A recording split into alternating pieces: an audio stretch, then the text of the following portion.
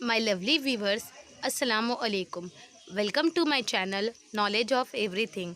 उम्मीद करती हूँ आप सब लोग अच्छे हैं और अपने अपने फैमिली के साथ घरों में महफूज हैं। व्यूवर्स, आज मैं आपको एक अजीम शान एम्पायर मौर्य एम्पायर के बारे में बताने वाली हूँ। मगर मौर्य एम्पायर को समझने के लिए आपको मगध एम्पायर को समझना पड़ेगा। अगर आपने मेरा मगध एम्पायर वाला वीडियो नहीं देखा है तो मैंने लिंक डिस्क्रिप्शन में दे रखा है, आप उसे ज़रूर देखिए ताकि आपको मौर्य एम्पायर पूरा समझ में आए।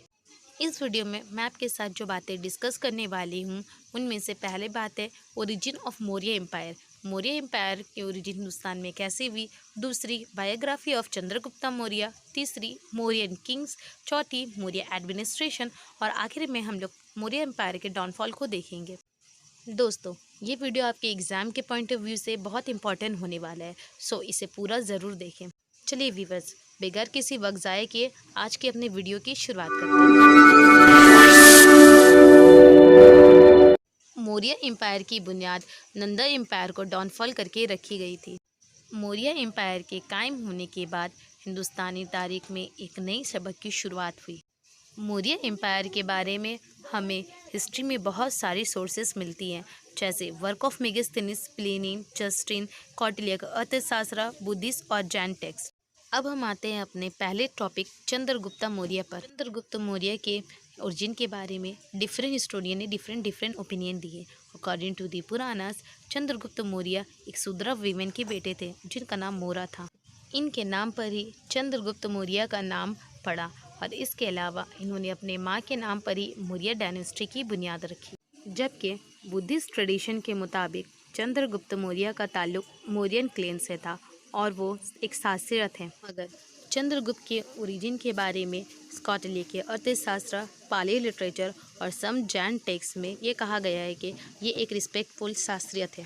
आज के मॉडर्न हिस्टोरियन भी इस बात पर एग्री करते हैं कि चंद्रगुप्त मौर्य शास्त्रीय लिनेज से ताल्लुक़ रखते थे। चंद्रगुप्त मौर्य के अर्ली लाइफ के बारे में बुद्धिस्ट टेक्स्ट में ये कहा गया है कि चंद्रगुप्त मौर्य के फादर एक मौर्यन क्लेन के चीफ थे, मगर वो एक बैटल में मारे गए। इसके बाद इनकी मां ने पाटलिपुत्र में सेटल हो गई। इस वक्त चंद्रगुप्त मौर्य बहुत छोटे थे। चंद्रगुप्त मौर्य बचपन से ही काफ़ी बहादुर थे और शिकार किया करते थे। दूरी की वजह से इन्हें टक्सिला भेजा गया, जहां उन्हें आर्मी की ट्रेनिंग दी गई। वहां इनकी मुलाकात एक ब्राह्मण से हुई। वो ब्राह्मण कोई और नहीं बल्कि हिस्ट्री के फेमस चाणक्य थे। चाणक्य को हम लोग विष्णुगुप्ता और कौटिल्य के नाम से भी जानते हैं। इन्होंने हिस्ट्री की एक फेमस किताब अर्थशास्त्र भी लिखी थी। इसके अलावा चंद्रगुप्त मौर्य ने अपनी एम्पायर की बुनियाद रखने के लिए अलेक्जेंडर से भी मुलाकात की थी। जस्टिनियन के मुताबिक चंद्रगुप्त मौर्य 26 से लेकर 25 बीसी के दरमियान अलेक्जेंडर से मिलने के लिए उसके पंजाब कैंप में पहुंचे, जहां उन्होंने अपनी बात को रखा। जब अलेक्जेंडर ने इनकी बात को सुनी तो उन्हें बहुत गुस्सा आया और उन्होंने चंद्रगुप्त मौर्य को मारने का हुक्म दिया। चंद्रगुप्त मौर्य किसी तरह अपनी जान बचाकर वहां से भाग खड़े हुए। इसके बाद चंद्रगुप्त मौर्य ने विंध्या फॉरेस्ट में रहने वाले नेटिव लोगों के साथ मिलकर एक आर्मी बनाई और मगध पर अटैक किया। इन्होंने चाणक्य की मदद से मगध पर कब्जा कर लिया और हिंदुस्तान की एक अजीम शान एम्पायर मौर्य एम्पायर की बुनियाद रखी। चंद्रगुप्त मौर्य हिंदुस्तान के नॉर्थ वेस्टर्न साइड पर कब्जा करना चाहते थे, मगर वहां पर अलेक्जेंडर की हुकूमत कायम थी। लेकिन जब अलेक्जेंडर की वफात हो गई तो इसके फॉलोवर्स आपस में लड़ने लगे। चंद्रगुप्त मौर्य ने इसका फ़ायदा उठाया और नॉर्थ वेस्टर्न इंडिया पर हमला कर दिया और इस तरह मौर्य एम्पायर को फैलाया। अलेक्जेंडर के मौत के बाद इसका पूरा एम्पायर इसके जनरल के दरमियान तकसीम कर दिया गया था। सिलिकस के अंदर सीरिया और नॉर्थ वेस्टर्न इंडिया आया। इन्होंने नॉर्थ वेस्टर्न इंडिया पर अपना दोबारा कब्जा करने के लिए 305 बीसी में चंद्रगुप्त मौर्य के साथ फाइट किया।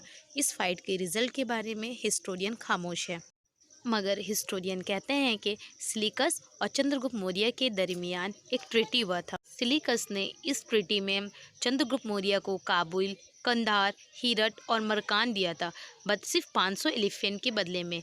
इस ट्रीटी के जरिए ये बात साबित हो जाती है कि सिलिकस को इस जंग में हार मिली थी और चंद्रगुप्त मौर्य इस जंग में जीते थे। इसके अलावा चंद्रगुप्त मौर्य ने अपने एम्पायर को फैलाने के लिए बहुत सारी जंगें की थी। हिस्टोरियन प्लूटार्च के मुताबिक चंद्रगुप्त मौर्य ने 6000 सोल्जर्स के जरिए पूरे हिंदुस्तान पर कब्जा किया था। जूनागढ़ इंस्क्रिप्शन के जरिए हमें ये पता चलता है कि चंद्रगुप्त मौर्य ने कैसे वेस्टर्न इंडिया के सौराष्ट्र पर कब्जा किया था। जूनागढ़ इंस्क्रिप्शन को रुद्रमना ने बनवाया था। इनके वक्त मौर्य एम्पायर गोदावरी रिवर से लेकर तमिलनाडु तक फैला हुआ था। इसके अलावा इसमें ईस्टर्न इंडिया के बंगाल को भी शामिल किया गया था। चंद्रगुप्त मौर्य हिंदुस्तान के एक अजीमुशान किंग थे। इन्होंने हिंदुस्तान की एक बड़ी एम्पायर मौर्य एम्पायर की बुनियाद रखी थी। इसके अलावा इन्होंने अपने ओल्ड एज में जैन मज़हब को कबूल कर लिया था और वो मैसूर चले गए थे, जहां उन्होंने स्टारवेशन के जरिए मोक्ष हासिल की थी। अब हम लोग डिस्कस करेंगे चंद्रगुप्त मौर्य के एडमिनिस्ट्रेटिव सिस्टम को। इनका एडमिनिस्ट्रेटिव सिस्टम बहुत अच्छा था। मौर्य सिस्टम के मुताबिक किंग ही एडमिनिस्ट्रेटिव सिस्टम का सब कुछ हुआ करता था। वही लॉ मेकर हुआ करता था, चीफ जस्टिस हुआ करता था, कमांडर इन चीफ हुआ करता था। इसके अलावा किंग खुद को बिलव्ड ऑफ गॉड कहा करते थे। इनकी गवर्नमेंट में किंग को असिस्ट करने के लिए एक ऑफिसर्स क्लास बनाया गया था, जिन्हें सचिवास कहा जाता था। इन सचिवास में से कुछ लोग काफ़ी ब्रिलियंट हुआ करते थे, लिहाजा इन ब्रिलियंट लोगों को एक पोस्ट दी गई थी, जिन्हें मिनिस्टर और मंत्रीज कहा जाता था। इनकी सालाना सैलरी 48,000 रुपीज़ हुआ करती थी। इसके अलावा इमरजेंसी के वक्त किंग को काम आने के लिए कुछ और काउंसिल ऑफ मिनिस्टर बनाए गए थे, जिन्हें मंत्री परिषद कहा जाता था। ये मंत्री परिषद इमरजेंसी के वक्त किंग को एडवाइस दिया करते थे। इनकी सालाना सैलरी 12,000 रुपीज़ थी। इसके अलावा किंग ने एक वेल ऑर्डर ऑफिसर भी बना रखा था, जिन्हें अमात्यास कहा जाता था। चंद्रगुप्त मौर्य ने रेवेन्यू कलेक्ट करने, फिनेंस को देखने और जस्टिस करने के लिए एक और ऑफिसर हायर किया था। इन ऑफिसर्स को आधा यक्षा कहा जाता था। कौटिल्य ने अपने अर्थशास्त्र में कहा है कि गवर्नमेंट में 32 अदर यक्षास हुआ करते थे। इनको असिस्ट करने के लिए पुरोहिता, दुर्गापाला और गुप्ता आचार्य हुआ करते थे। चंद्रगुप्त मौर्य ने प्रोविंस को 4 पार्ट्स में डिवाइड किया था। पहला प्रचिया, दूसरा उत्तरपथा, तीसरा अवंती और चौथा दक्षिणापथा। इनके वक्त में प्रोविंस को दिशा कहा जाता था। इसके अलावा प्रोविंस को भी बहुत सारे पार्ट्स में डिवाइड किया गया था, जिसे वैश्यास कहा जाता था। ग्रामा मौर्य एम्पायर की सबसे लोएस्ट यूनिट हुआ करती थी। मौर्य एम्पायर में विलेज को ग्रामा कहा जाता था और ग्रामा की देखभाल गोपा किया करते थे।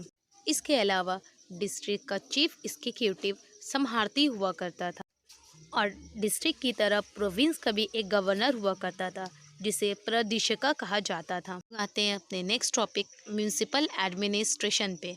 चंद्रगुप्त मौर्य के टाइम पर सिटी का काम काज देखने के लिए और इन्हें साफ करने के लिए एक म्यूनिसिपल एडमिनिस्ट्रेशन हुआ करता था। मेगास्थनीज के मुताबिक म्यूनिसिपल एडमिनिस्ट्रेशन 30 मेंबर्स पर मुनहसर था। इन 30 मेंबर्स को 6 कमेटी में बांटा गया था। हर कमेटी में 5 मेंबर्स हुआ करते थे। इन 6 कमेटी को कुछ काम सौंपे गए थे, जिन्हें उन्हें करना पड़ता था। पहली कमेटी इंडस्ट्रियल आर्ट की इंचार्ज हुआ करती थी। दूसरी कमेटी फॉरेनर्स की टेक केयर किया करती थी। तीसरी कमेटी का काम बर्ड्स और डेट्स को रजिस्ट्रेशन करना था। चौथी कमेटी ट्रेड एंड कॉमर्स के इंचार्ज हुआ करते थे। इसके बाद आती है 5वीं कमेटी। इस 5वीं कमेटी का काम इंडस्ट्रियल प्रोडक्ट के सेल को सुपरवाइज करना था। इसके बाद आती है 6th and last committee. In committee का काम तमाम गुड्स को एक जगह करना और इन्हें सोल्ड करना था। सब चीज़ों के अलावा मौर्य एम्पायर का अपना एक मिलिट्री ऑर्गेनाइजेशन भी था। इन मिलिट्री ऑर्गेनाइजेशन को 6 कमेटी में डिवाइड किया गया था और इन्हें कुछ काम सौंपा गया था, जैसे infantry, cavalry, elephant force, war chariot, navy और ट्रांसपोर्ट एंड सप्लाई। अब हम लोग डिस्कस करेंगे मौर्य एम्पायर के रेवेन्यू सिस्टम को। मौर्य एम्पायर का रेवेन्यू सिस्टम अब खुद में ही एक यूनिक सिस्टम था। लैंड सबसे ज़्यादा इनकम का सोर्स था। इसके अलावा बहुत सारी चीज़ों के ऊपर मौर्य एम्पायर ने टैक्स नाफिज कर रखा था, जैसे वाटर टैक्स, टोल टैक्स वगैरह। चंद्रगुप्त मौर्य के बाद इनका बेटा बिंदुसारा तख्त पर बैठा। बिंदुसारा के बारे में हमें हिस्ट्री में ज़्यादा सोर्सेस नहीं मिलते हैं और ना ही हिस्ट्री में इनके बारे में ज़्यादा जानकारी मुहैया है। इन्होंने अपने लिए अमृता घट का टाइटल अपनाया था। तो माय लवली व्यूवर्स, आज का मैं अपना वीडियो यहीं ख़त्म करती हूँ। मैं अपने नेक्स्ट वीडियो में अशोका और इसके एडमिनिस्ट्रेशन के बारे में डिस्कस करूँगी और साथ ही साथ आपको मौर्य एम्पायर के डाउनफॉल के बारे में भी बताऊँगी। दोस्तों, मैं उम्मीद करती हूँ आपके लिए ये वीडियो काफ़ी यूज़फुल रहा होगा। अगर आपको ये वीडियो थोड़ा सा भी इन्फॉर्मेटिव लगा हो तो तो इसे अपने दोस्तों के साथ ज़रूर शेयर करें ताकि उन तक ये इन्फॉर्मेशन ज़रूर पहुँचे। और हाँ फ्रेंड्स, अगर आपको मेरा वीडियो थोड़ा सा भी अच्छा लगा हो तो इसे लाइक ज़रूर करें। आपकी एक लाइक से मुझे काफ़ी मोटिवेट मिलती है। हाँ दोस्तों, अगर आपको किसी और टॉपिक पे वीडियोस चाहिए तो मुझे नीचे कमेंट करके ज़रूर बताइए। इसके अलावा अगर आप मेरे चैनल में नए हो तो सब्सक्राइब करें और बेल आइकन प्रेस ज़रूर करें ताकि इन्फॉर्मेटिव वीडियो आप तक ज़रूर पहुँचे। तब तक के लिए अल्लाह हाफिज़।